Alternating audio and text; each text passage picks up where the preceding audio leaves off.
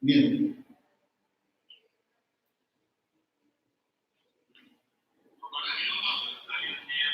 Sí, dos minutos y medio y empezamos.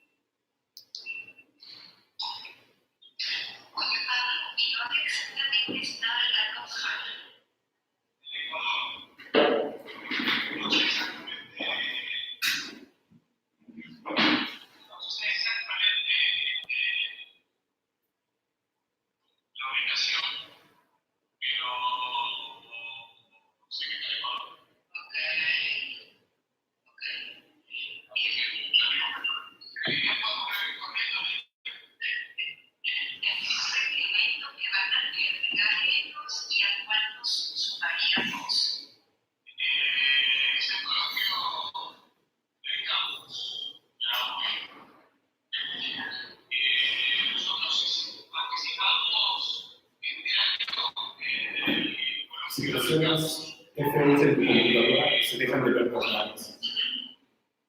No, sí, F11.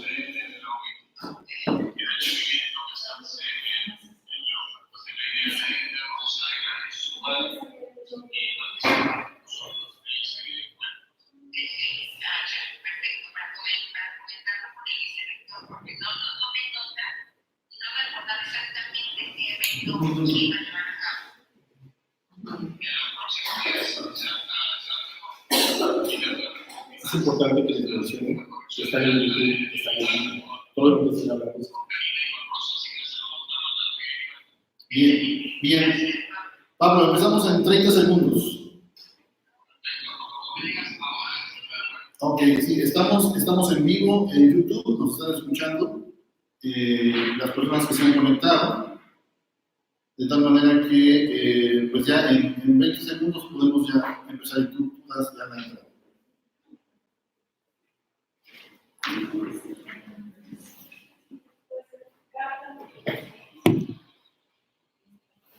Ya tenemos un usuario en YouTube. Comenzamos.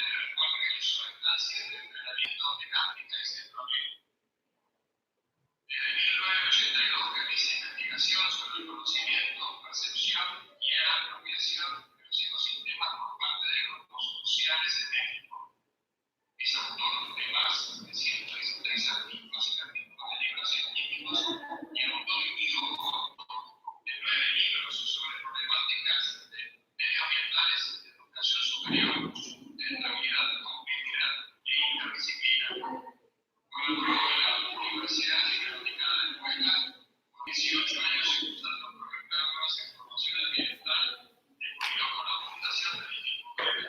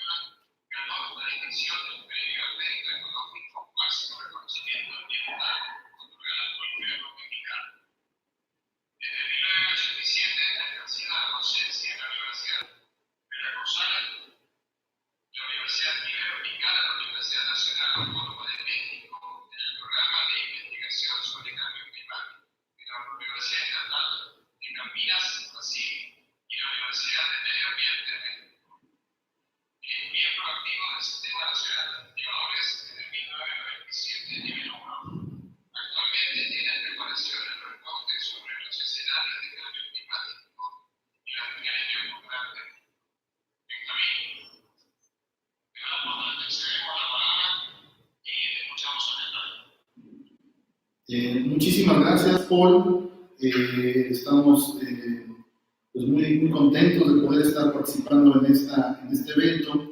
Y antes que nada, pues quisiera agradecer, por supuesto, a la directora ejecutiva, a la doctora Rosa Montes, de OI Social Campus, pues la invitación, junto contigo, de participar en este tercer webinario. También no quisiera dejar de agradecer al equipo de apoyo de Rogelio y Adina, y también pues, a la gente que me ayudó en el diseño de la presentación, a Ana Sofía, que han estado apoyándonos en todo momento.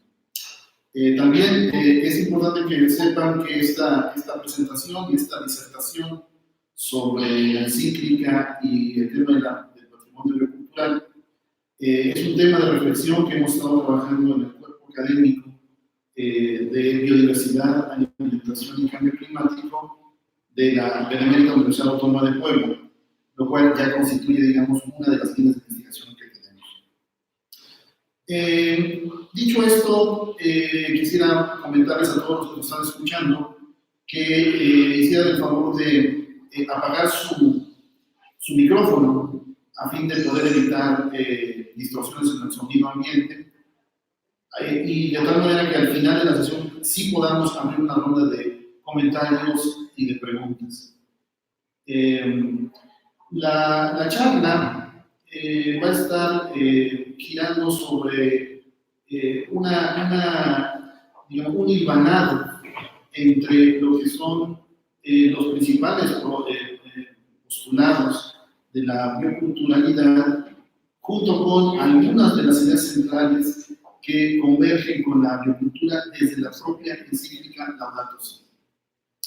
Para esto, entonces, vamos a iniciar la presentación con esta presentación que no la estoy viendo, Rogelio.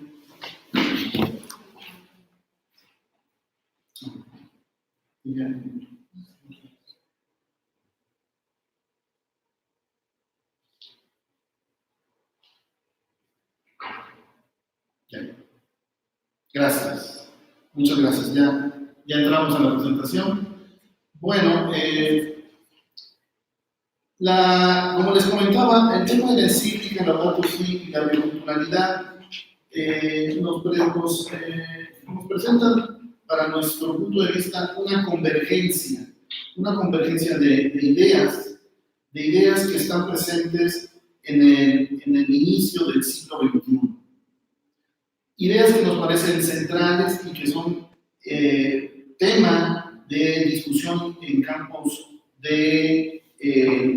campos académicos, donde si bien desde finales de la década de los años 90 del siglo pasado se comenzó a utilizar el concepto de biocultura, no es sino hasta los últimos 10 años donde en el ámbito académico se comienza a asociar este concepto con una reivindicación de los pueblos originarios, de los pueblos indígenas de América Latina y del mundo. De esta suerte podemos ir construyendo y podemos ir observando en la emergencia de lo que llamarían algunos autores un ambientalismo crítico. Esto tiene que ver, y es importante señalarlo, con una autocrítica de la propia, del propio quehacer académico, científico, en términos de la necesidad de avanzar hacia puentes de trabajo interdisciplinario. El tema de la agricultura y el tema de la propia encíclica Laudato Si nos parece que es un tema de reto de carácter interdisciplinario que nosotros podríamos denominar como de una fractura cognitiva. Efectivamente, una fractura cognitiva en términos de tener que repensar el quehacer de la formación de nuestros estudiantes, tener que repensar nuestras líneas de investigación en tanto una necesidad de hibridación, de imbricación, de interdisciplina para resolver los problemas ambientales del siglo XXI. En ese sentido, la encíclica, en su punto 110, señala textual la especialización propia de la tecnología y la ciencia implica una gran dificultad para mirar el conjunto. Aquí está claro esta perspectiva donde la biocultura en sí mismo es una invitación a integrar diferentes ámbitos del conocimiento científico y diferentes ámbitos del saber, del conocimiento de los pueblos, en una amalgama, en una perspectiva nueva que algunos autores estarían llamando una ciencia post-normal. Esto es importante señalarlo, que la encíclica y también algunos centros de pensamiento contemporáneo señalan esta necesidad de, si bien insistir en una especialización, pero que esta especialización no quede descontextualizada de la problemática de lo ambiental.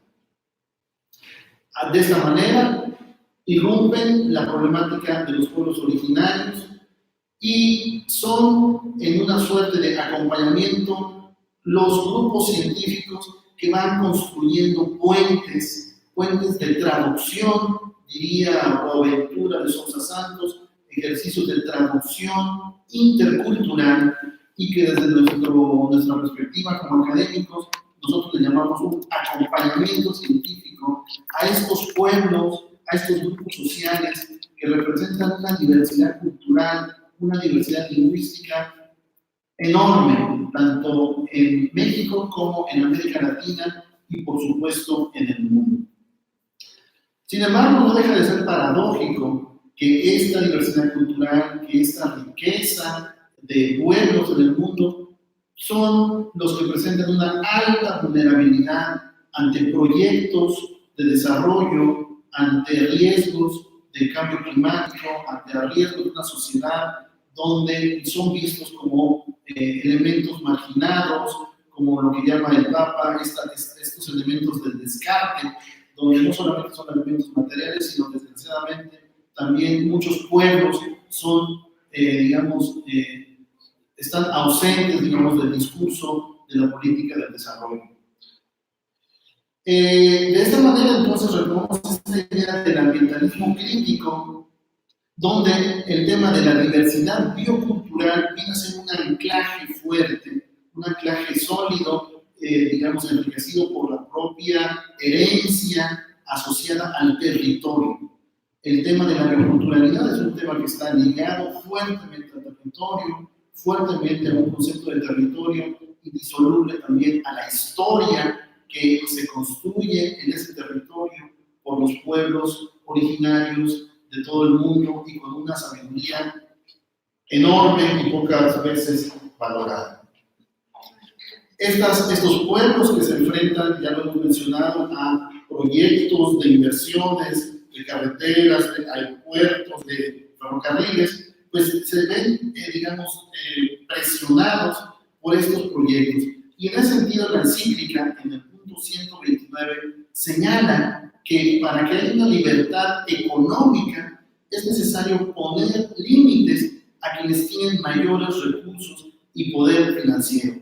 Efectivamente, parecería paradójico, pero es justamente una señal para los inversionistas, para la gente de dinero que desea invertir sus recursos, que no lo hagan de una manera descontextualizada, sino que tengan en cuenta precisamente estas acotaciones ecológicas, estas acotaciones de las culturas de los pueblos que viven en el territorio y que tienen algo que decir, que tienen algo que opinar en términos de que se les pueda solicitar una consulta sobre las decisiones de instalar una carretera, de poner un aeropuerto. Esto es muy importante, reconocer que no hay una verdadera libertad económica si no se ponen límites o se acotan a estos recursos del poder financiero.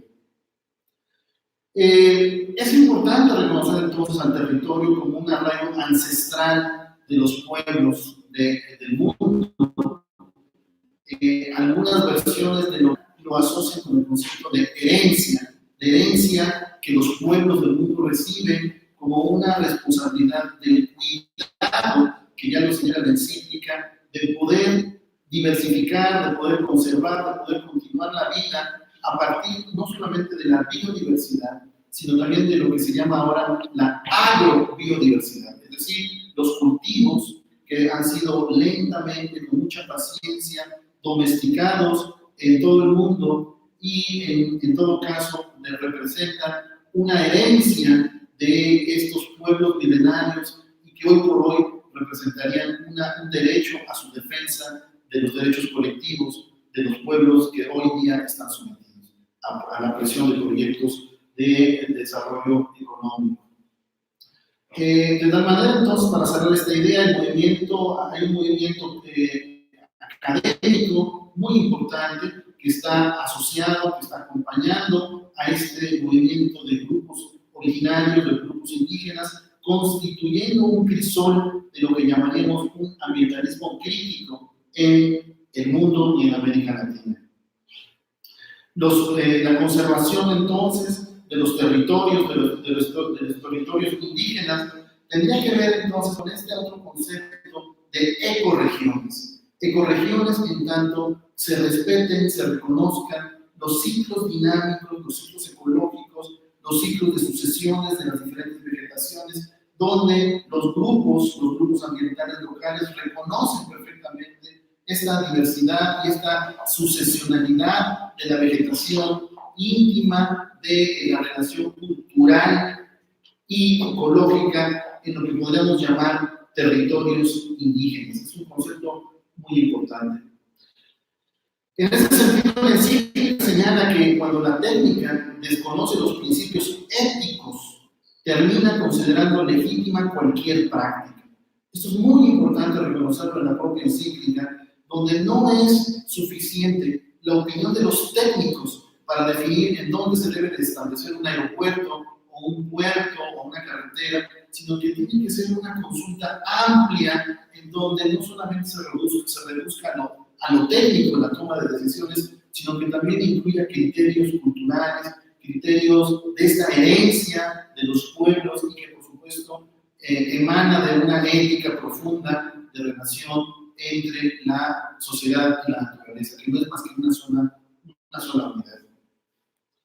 Esta sola unidad, algunos autores la han llamado como un movimiento de conservación simbiótica, en donde hay una coevolución, hay un proceso inacabado, un proceso siempre presente de trabajo simbiótico entre sociedad y naturaleza. Una naturaleza que se socializa, una sociedad que se naturaliza en una sola unidad conceptual, algo que desgraciadamente desde las universidades, desde las políticas sectoriales, se va desglosando, se va separando y vamos, planteando una separación entre la naturaleza y la cultura.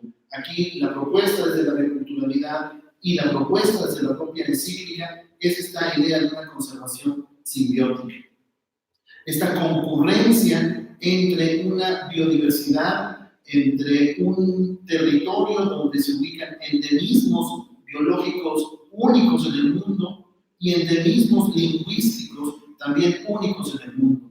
La riqueza tan solo de México es de más de 364 variantes lingüísticas, una diversidad que se correlaciona con una diversidad ecológica donde se presentan prácticamente todos los ecosistemas registrados en la tipología a nivel mundial.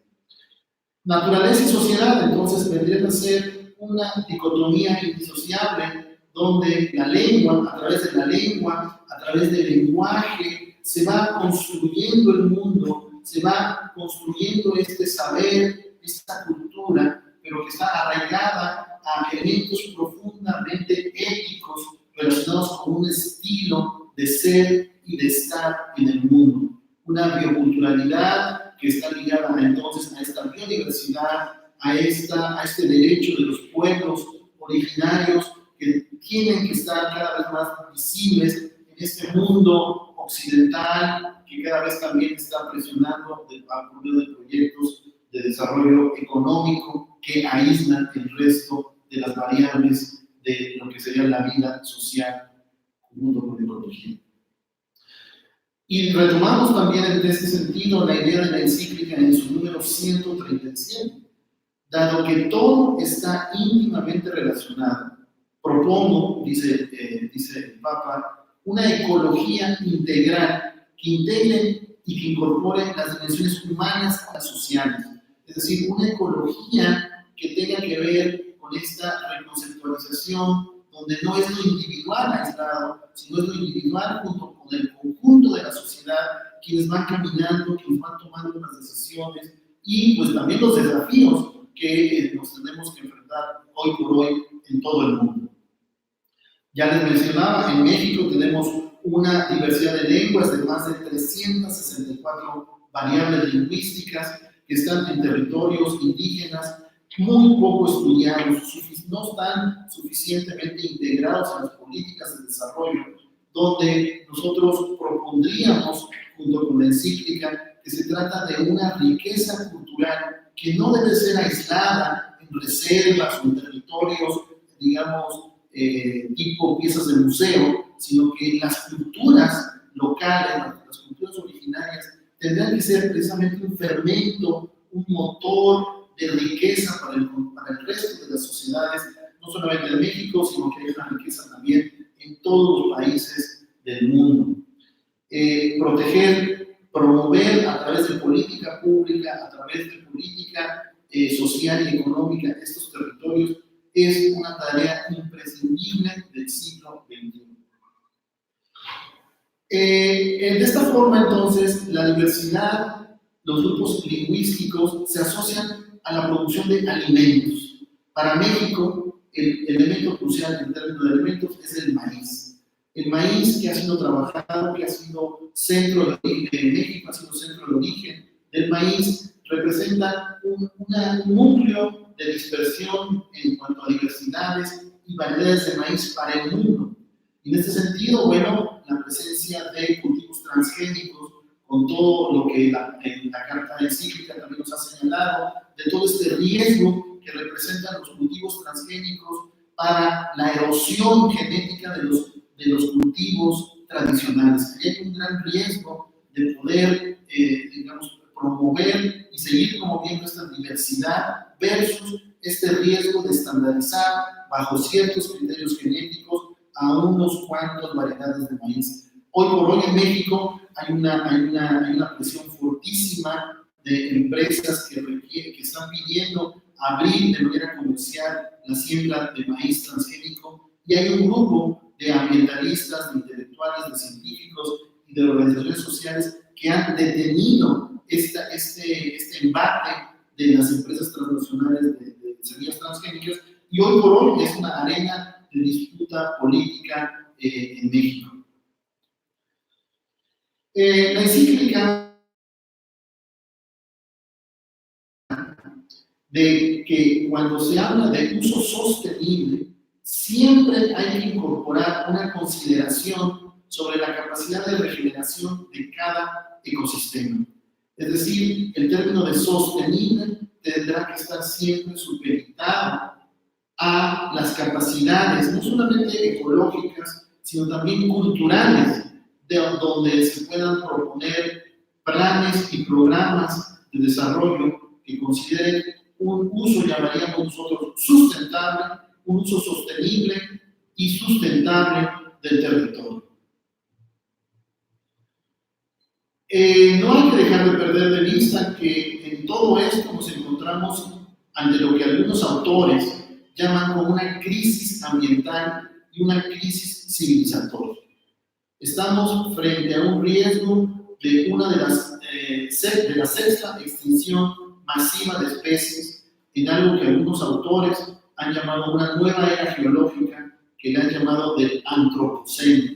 Es decir, por primera vez en la historia de las eras geológicas del planeta, estamos arribando a una era geológica con marcada presencia, incidencia de acciones antropogénicas.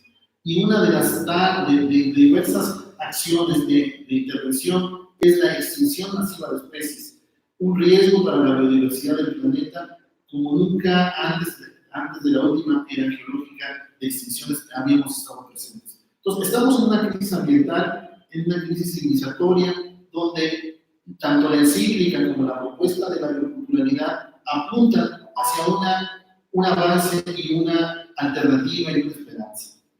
La extinción de lenguas es un riesgo también del presente momento. Estamos en un proceso de erosión ecológica, pero también en un proceso de extinción de lenguas. Y esto nos lleva a un alto riesgo de perder una riqueza de conocimientos, de sabiduría en relación a la naturaleza y en relación también a formas de convivencia de las propias sociedades, formas inéditas, formas creativas de convivencia que se comunican a través de las lenguas. Es un tema central, el tema de las lenguas, de la reserva de los núcleos de sentido, de los núcleos de significado del mundo, que están en estas lenguas del mundo y que están en un alto riesgo de desaparecer ante el avance de la sociedad capitalista, industrial y urbana. Así, en este sentido, la encíclica nos señala en el número 145 que muchas formas de explotación y degradación del medio ambiente no solo acaban con los recursos locales, sino también con las capacidades sociales que han permitido un modo de vida por mucho tiempo otorgado una identidad cultural y un sentido de existencia y de convivencia. Aquí en el núcleo de esta sentencia que plantea la encíclica está la lengua. Sin duda, el tema de lo social, de lo cultural, es un tema de inmediata reivindicación y defensa en esta crisis ambiental, en esta crisis civilizatoria. Contra la homogenización cultural, tendríamos que estar promoviendo una diversificación de las diferentes formas de ver, de entender y de convivir con el mundo. Los territorios y el término de pueblos indígenas también aportarían un elemento muy importante para la seguridad nacional de muchos de nuestros países a través de lo que se llaman servicios ambientales. Los servicios ambientales que ofrecen los ecosistemas, y ya lo hemos mencionado, pero hay que volverlo a remarcar, servicios que tienen que ver con alimentos, esto es muy importantísimo, servicios que ofrecen una diversidad de alimentos. Recuerdo tan solo en Perú la cantidad de papas que hay una diversidad impresionante que no hay en otro lugar del mundo. En México ya lo mencionábamos, el tema de los maíces. Es un servicio que han promovido los pueblos indígenas desde hace miles de años. Segundo, el tema de la seguridad hídrica. La seguridad hídrica es un tema fundamental, dado que muchas de las áreas de captación de cuenca, captación de agua de las cuencas, son zonas donde se asientan muchos de los pueblos originarios de nuestros países. De tal manera que hay una convergencia territorial y una convergencia histórica entre riqueza ecológica, riqueza cultural y seguridad hídrica. Y tercer elemento, algo que nos parece fundamental y en lo cual estamos trabajando hoy en un proyecto de investigación, es la seguridad climática. ¿Cómo es que a través de la sabiduría de los pueblos originarios cambios climáticos a lo largo de las generaciones podrían fomentar el enriquecimiento de estrategias de adaptación al cambio climático. Esto es algo que nosotros estamos apostando y estamos seguros que, que es algo para el futuro inmediato de esta sabiduría de los pueblos. Todo esto, llaman algunos autores, representan los puntos fríos. Puntos fríos en contraposición a lo que le llaman puntos calientes de pérdida de biodiversidad, pérdida de cultura. Habría en el mundo una especie de cartografía de puntos fríos en donde convergen tres riquezas fundamentales. Y ya la hemos señalado: la riqueza ecológica, la riqueza cultural y el tercer punto sería la riqueza de la sociedad organizada. La sociedad organizada que está en defensa de sus territorios y que este conjunto de tres riquezas hablaría de lo que se llaman los puntos fríos, puntos de enfriamiento para este momento de calentamiento planetario. Avanzamos hacia lo que algunos autores entonces llaman como la sustentabilidad ambiental y el diálogo de saberes. La sustentabilidad ambiental entonces tendría que ver con esta construcción de un horizonte de diálogo entre sabidurías, donde el reconocimiento a los conocimientos de los pueblos sería el punto central. Un elemento que ha sido olvidado, que ha sido marginado, y que algunos autores hablan de un epistemicidio, en términos de que esta riqueza ha sido, se ha destruido, se ha perdido para siempre. De tal manera que ahora tendremos que hablar de un rescate y una revaloración a través del diálogo de saberes con estas riquezas presentes en todo el mundo y en particular en nuestra América Latina. Hay una riqueza excepcional. Dice la encíclica, en este sentido de las comunidades, en su número 146, las comunidades locales, con sus tradiciones culturales, deben convertirse en los principales interlocutores a la hora de avanzar en grandes proyectos que afecten a sus espacios. Esto es fundamental. La encíclica no tiene ninguna duda en señalar que son las comunidades locales las que tienen que ser las voces principales a la hora de estar definiendo proyectos de infraestructura, proyectos de inversión económica, y donde no se puede dejar solamente a los expertos, a los técnicos, los que decidan sobre dónde se va a poner una presa, dónde se va a poner una carretera, qué tipo de maíces debemos de comer, sino que esto tiene que ser un diálogo, una puesta en diálogo de los diferentes sectores de la sociedad. Aquí me parece que es nada más contemporáneo, nada más actual este señalamiento de la encíclica para el caso de muchos de nuestros países. Como decíamos al principio, a pesar de esto, nos encontramos que las comunidades indígenas son las que viven en un alto grado de marginación, de discriminación, de desventaja multidimensional. Y a pesar de ello, hay una resistencia biocultural comunitaria que son ejes de organización política en el México profundo. El concepto de México profundo fue desarrollado por el doctor Guillermo Bonfil Batalla, en donde señala que a pesar de la conquista, a pesar de tantos embates, tantas oleadas de modernización y de civilización, las raíces de las culturas originarias han estado presentes, están ahí presentes y que siguen resistiendo en este inicio del siglo XXI.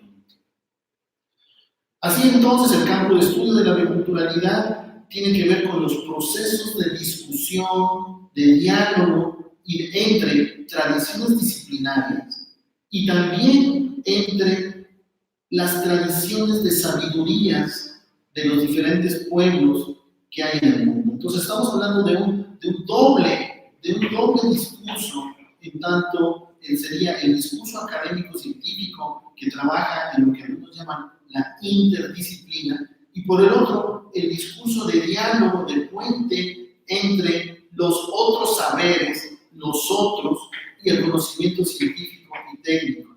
Esto que algunos autores comienzan a llamar la transdisciplina. Entonces, el trabajo tiene que ser claramente de posicionamiento ideológico y político en términos de todo lo que hemos venido señalando en esta presentación. Lo nuestro, en relación a los otros, tendría que ser un eje, un proyecto propio de vida comunitaria de las comunidades indígenas y también, por supuesto, del papel del Estado frente a la defensa del territorio, en la defensa del agua y, por supuesto, en la defensa de los derechos humanos y los derechos bioculturales, podemos llamar nosotros aquí. Dice la encíclica, en muchos lugares se están desarrollando cooperativas, formas de organización inédita, formas sociales de organización de energías limpias y autoabastecimiento local de alimentos. Esto indica que mientras en el orden mundial se muestra impotente para asumir responsabilidades, le hace la quiebra de la reunión de Kioto, de Copenhague, las instancias locales generan una mayor responsabilidad con un fuerte sentido comunitario y un entrañable amor a la propia tierra. Es decir, frente al fracaso de las cumbres mundiales, frente al fracaso de las iniciativas mundiales de financiamiento, de transferencia de tecnologías a través de grandes obras de geoingeniería, dice la encíclica, se están desarrollando propuestas locales de alto éxito, de alta progresión territorial desde las comunidades locales. Y esto genera una gran responsabilidad en un sentido comunitario y de un entrañable amor a la propia tierra. Así entonces, los conceptos de comunidad, de memoria de la humanidad y de regeneración mutua estarían en el centro de la propuesta de la agricultura y en el centro también de la propuesta de la encíclica papal Laudato Si. Una última idea antes de cerrar y pasar a la serie de comentarios. Dice el Papa, a problemas sociales se responde con redes comunitarias. Eso es muy importante. No se trata de solucionarlo desde el ámbito individual, desde el ámbito, digamos, personal, aislado, sino tiene que ser a través de redes comunitarias. A los problemas ambientales del siglo XXI se tiene que responder a través de redes comunitarias y ahí el Internet, las redes son una de las herramientas valiosísimas para todos los pueblos en este sentido.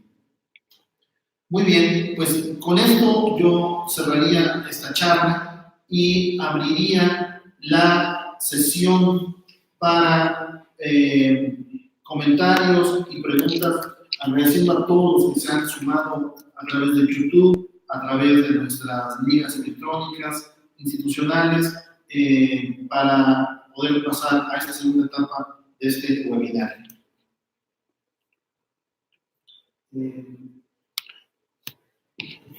¿Pueden encender sus micrófonos? Ahora pueden encender sus micrófonos, por favor. El que quiera comentar.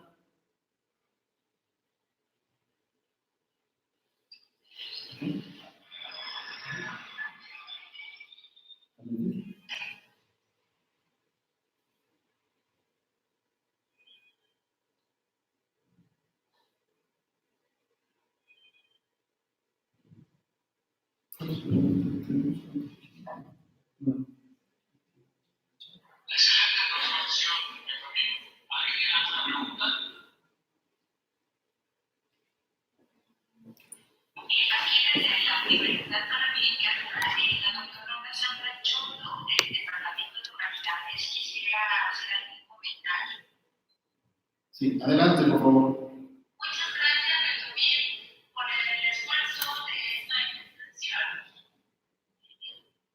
Pues debemos sumarle a estos esfuerzos porque es crucial, ¿no? Y la pregunta que yo tengo tiene que ver con el diálogo.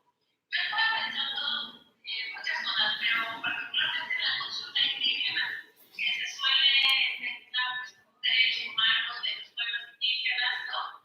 Y acaso como un derecho de los pueblos indígenas.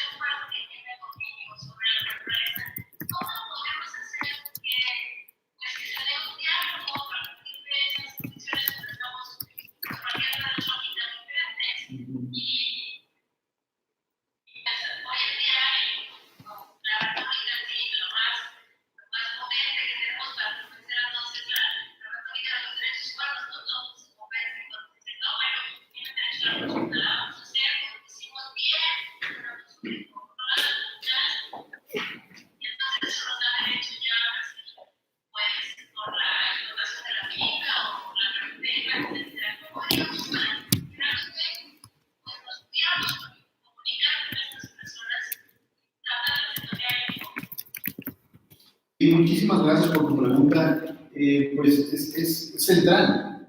Lo que tú nos estás preguntando es algo fundamental en términos de que estamos percibiendo un hueco enorme en nuestra capacidad de diálogo, en nuestras formas de poder expresarnos y de poder tener un foro de discusión con personas que piensan diferentes a nosotros. Este es algo que señaladamente tendría que ser línea de trabajo para todas las políticas públicas, tanto a nivel federal como estatal como municipal. Y es un tema que yo llamaría a la interculturalidad como un tema que debe ser fuertemente apoyado para poder precisamente ir descifrando estos códigos de sentido que los pueblos tienen y a partir de ahí reconstruir puentes de diálogo basados en el respeto mutuo, en la confianza. Pero yo insistiría, hay un trabajo que desde la lingüística, desde la etnografía, desde el trabajo de investigación, en el sentido de la construcción del mundo, desde las diferentes culturas, está haciendo falta. Es algo que no está construido, es algo que se tiene que avanzar desde los espacios, pues, como ya lo mencionamos, de las propias organizaciones sociales, y también desde los ámbitos académicos. Pero estamos en verdaderamente pañales en ese sentido. Seguimos insistiendo en que nuestro saber occidental, al final de cuentas, al final del día, tendrá que ser el que tenga que asumir estos pueblos. Mientras no hagamos una reflexión y una autocrítica de nuestra propia forma de generar conocimiento y entremos en estos puentes de diálogo, pues no podremos avanzar mucho y como lo señalo, estamos en verdaderos pañales de este avance de diálogo. Pero por fortuna ya existen algunas experiencias en América Latina que caminan en este sentido.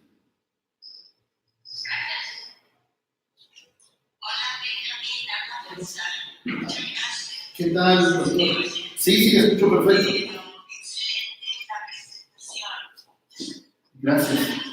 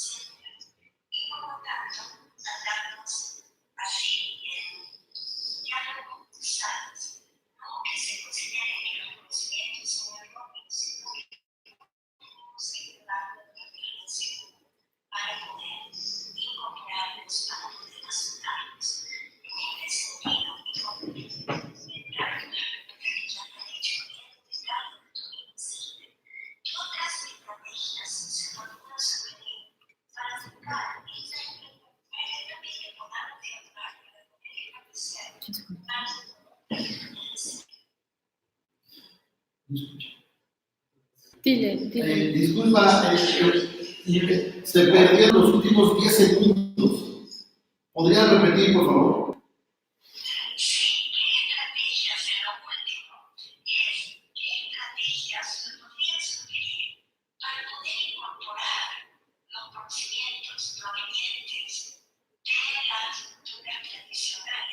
que no son contradictorios a los conocimientos científicos, sino que más bien los complementarían. Bien, bien, excelente pregunta también, es una pregunta que va al corazón de este desafío. Pues me parece que una estrategia importante es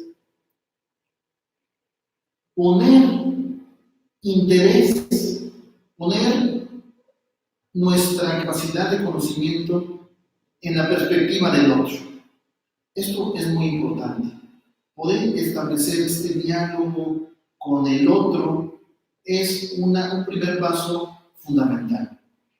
Y para esto, yo recuerdo las propuestas de Paulo Freire. Paulo Freire me parece un pensador enorme que nos dio una serie de enseñanzas en términos de este acercamiento con estas personas que aparentemente no sabían ni leer, no tenían cultura, pero que poco a poco, a través de prácticas de diálogo, algunos autores llaman ahora de experiencias de intercambio intercultural, de foros de cultura, de espacios, de círculos de reflexión comunitaria, son esos espacios en donde se tendría que ir fomentando la confianza, el respeto, el intercambio de ideas, donde poco a poco se fueran creando estas condiciones de diálogo, que no es un diálogo que se da en automático, por supuesto, tiene que ser un diálogo que tenga que ser trabajado, que tenga que ser discutido, y ahí me parece que el trabajo de las universidades interculturales es un trabajo muy importante. Las universidades interculturales tendrían, y yo creo que lo están haciendo, pero con muchos trabajos, ir creando lo que podríamos llamar los intelectuales de las culturas originarias. Es indispensable crear las condiciones para que de los mayas, de los pueblos totonacos, de los pueblos zapotecos, de los pueblos de todos los pueblos originarios, surjan ideólogos, surjan filósofos, surjan gente preparada que desde su propia perspectiva, desde su propia cosmovisión, comiencen a dialogar con las gentes digamos, desde las universidades convencionales. Esto es muy importante. Y eso todavía no llegamos. Todavía no llegamos a esta generación de jóvenes intelectuales que en este momento yo pensaría se están formando en diferentes lugares del mundo. Hay que comenzar a voltear a las publicaciones de estos nuevos intelectuales, llamaría yo, que están surgiendo en África, que están surgiendo en Asia, que están surgiendo en América Latina y que, como diría por ahí alguien, están en una suerte de sociología de las ausencias. Nadie los ve, nadie los escucha, pero tenemos que ir volteando a estos espacios de diálogo intercultural, donde las propias propuestas occidentales se confronten con propuestas cada vez más autónomas, más originales desde las culturas del mundo.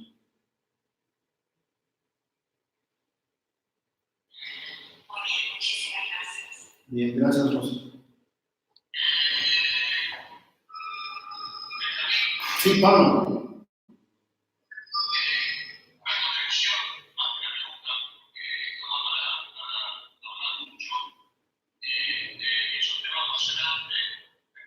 Sí, perfecto.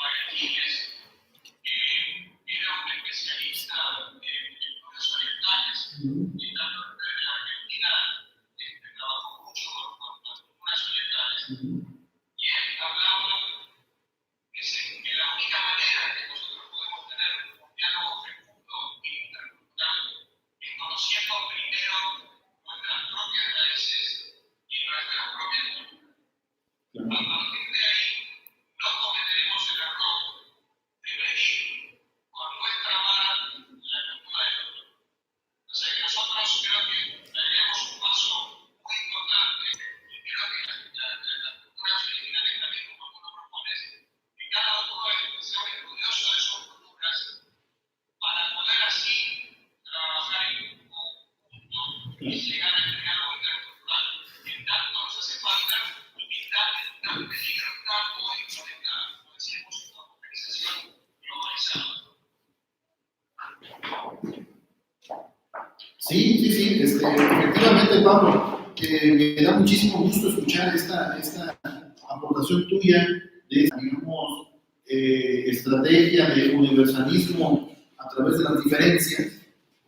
Yo creo que por ahí va el asunto, y además en nuestras universidades. Yo creo que todo esto que hemos comentado, que hemos compartido, pues es un reto para nuestros centros de educación.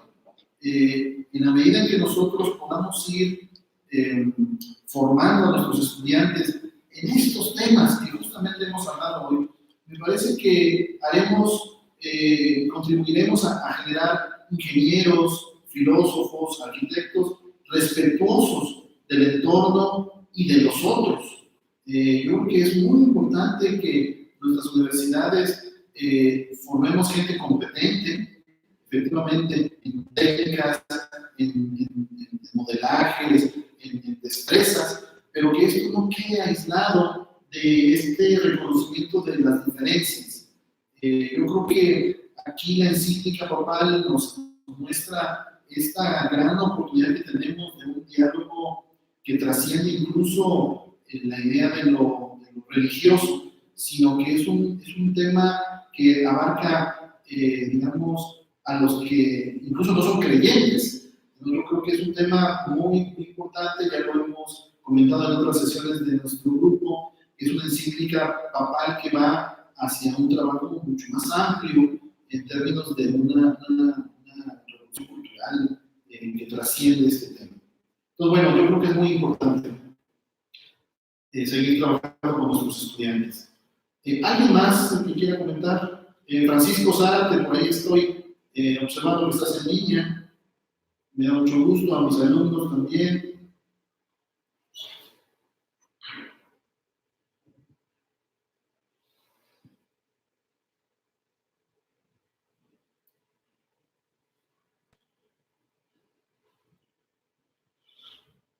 Pues parece que ya no hay más comentarios. Pablo, si gustas, Rosa, si gustan cerrar este webinario, les agradezco otra vez muchísimo su deferencia conmigo de haber podido compartir estas ideas en esta cátedra.